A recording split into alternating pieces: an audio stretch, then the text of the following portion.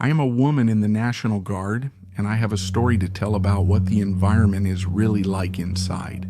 Not what you see in parades or speeches, but what you experience every day.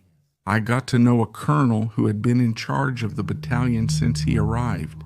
The unit went downhill, but not in operational work, rather in treatment, atmosphere, and respect. At first it was small things, comments, ways of speaking. Then it became impossible not to notice. I saw more than once how Pero neither corrected nor motivated anyone. In his daily talks, he never discussed work or improvement. He spent his time criticizing, pointing fingers, and exposing the staff, saying that nobody did anything and that he handled everything by himself. And if you were a woman, even worse. For him, if you talked with a sergeant, officer, or boss about work, he believed you were already involved with that person. The most hypocritical part is that while he said that, he was involved with a woman he had assigned to the medical department. That female soldier was never deployed, and he had her available whenever he wanted. We all knew that he was renting an apartment for that female soldier and that they would meet there. Nobody said anything because he was the commander. And how are you going to go against a colonel? The female soldier felt invincible.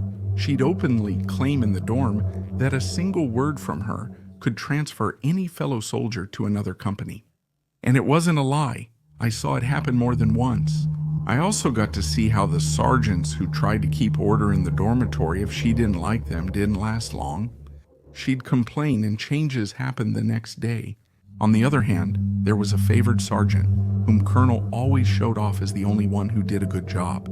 According to him, the rest of us were useless. But this was because the sergeant would ask the soldier for permission on how to do things. Imagine, a sergeant asking a soldier for permission. The most sensitive things were not said during formation. Several of my colleagues received messages from Colonel, insinuations, invitations, because yes, this man would send unsolicited photos of his privates. Those who gave in were left alone, but those of us who didn't, coincidentally, were the ones who started getting punished, sent on deployments, or transferred to other companies.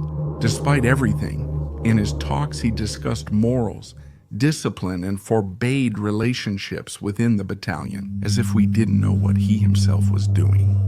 Since he took command, there have been more vehicle accidents, medical problems, legal issues, and internal conflicts. More than with previous commanders, the unit now works tensely and unwillingly, driven by fear. Here, everything is known, everything is talked about, but no one reports anything, because the message was always clear. If you speak up, you're out. And meanwhile, Colonel keeps saying that the problem is everyone except him.